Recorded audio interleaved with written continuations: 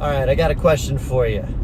If you are having lunch with someone and you look over and they've got a big piece of spinach stuck in their teeth, do you say something?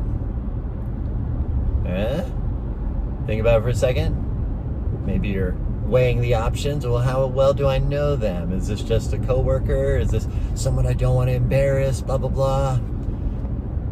Maybe you had a snap answer, but most of us would be thinking, should I? Do I know them well enough? How are they going to take it? And this is the subject of today's talk. Because we are so hesitant to talk to each other about things that we notice about each other, especially what might be embarrassing. But you know what? If it was in your teeth, wouldn't you want someone to tell you? Wouldn't you want to know? I would want to know. If I went into the bathroom and washed my hands and saw that a big piece of spinach and you didn't tell me, I'd be like, what the heck? Why didn't you tell me that? Because I want to be corrected. I want to improve. I want to be my best all the time. So I'm opening this door right now. If you notice something I can do better, tell me. I want to know. But this phenomenon of telling each other or not telling each other, I've noticed this. I've thought about this a lot. And here's my observation. When it comes to correcting each other, think of it like elementary school. We're back in elementary school and the teacher is asking questions. Well, let's say half the class just doesn't know the answer, so they don't say anything because they don't know the answer. And then there's another maybe 25% of the class that thinks they know the answer, but they're not sure enough to embarrass themselves in front of everybody. So they're not going to raise their hand and say anything. They're just going to wait and see, like, I'll wait and see what the teacher says or someone else says. And then if I'm right, I'll go, I was right. But they're not going to say anything. And then there's the remainder 25% or even 15% maybe, who they know the answer, but maybe they weren't paying attention to the teacher. They didn't hear that the teacher asked the question.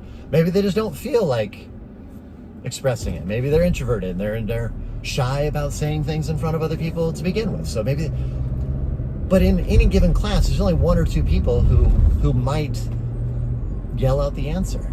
And maybe they're right, maybe they're wrong. They might yell the answer just because they think they know it and they get it wrong. But there is that fraction of people who are willing to take the chance and say something and end up being right.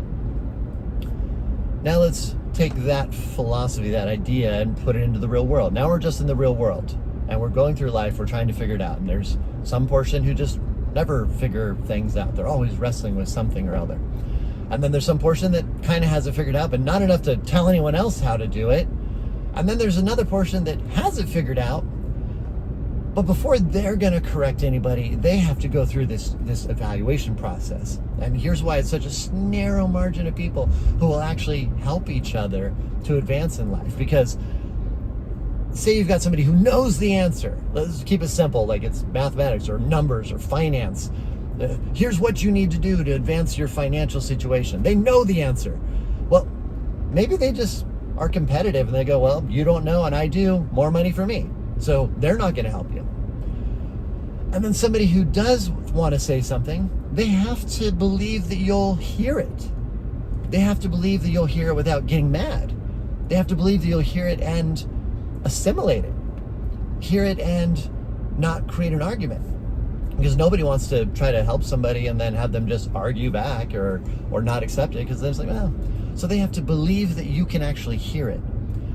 By the time all these variables have been narrowed down, we have a society where this teensy little fraction of people might actually be trying to help other people come to a better solution for life. And I noticed this when I was coming up as a creative and an artist, is I would see things that people were doing right, I'd see things that people were doing wrong, and try to learn from it, but I didn't have somebody to show me, here's how you make it work, here's how you make the economics of being a performer work, here's how you build a show. I mean, we got a little help along the way. I could name some. In fact, I'll name in my book that's coming up, which will be great. I'm really glad to be able to give that credit where credit's due, but by and large, we had to figure it out. And this is what I'm trying to create here on the Patreon through my teaching services, I want to help people so they don't have to reinvent that wheel and start from scratch. We all have different sticking points, and if we can just complete that package, we can soar. It's not our strengths that hold us back. It's the handful of little places where we're weak or we don't even realize we're weak.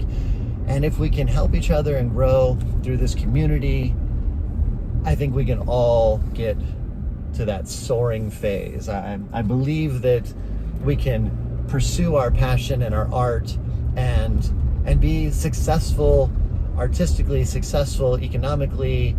Many of you already know my dream for my students is to have a house paid off, free and clear, so that by the time they're transitioning in their career, they're stable and they can figure out what they want to do next, or maybe they just charge right through. If you're a painter, there's no reason you ever need to retire from painting, I suppose. But anyways, this is a bunch of philosophy dropped into one thing, but that's the goal, that's the idea. And if you find somebody in your life who knows, and it's hard to be a specialist, so normally you find somebody who's a specialist in one thing. They specialize in the finance, or they specialize in technique, or whatever it is. You find somebody and they're willing to help you and give you advice, oh, it's gold. Listen to what they have to say. And not every piece of advice is going to be perfect for you. That's fine, I understand that. But take the things, in fact, David Iannacci, old school seasoned vet who I worked with at the Sands Casino in, Just for Laughs Sands Casino in Reno back in the day. And he said, and I'm going to be frank, because here's how he said it. He said, take what you can use and fuck the rest. He's like, everybody in this business is going to give you advice, so take what you can use, fuck the rest. So take what you can use, fuck the rest. Thank you, David Iannacci. Wherever you are, this advice is super valuable, and you can do it. You rock. Chase the dream. Keep going. Don't give up. It's out there. You can do this.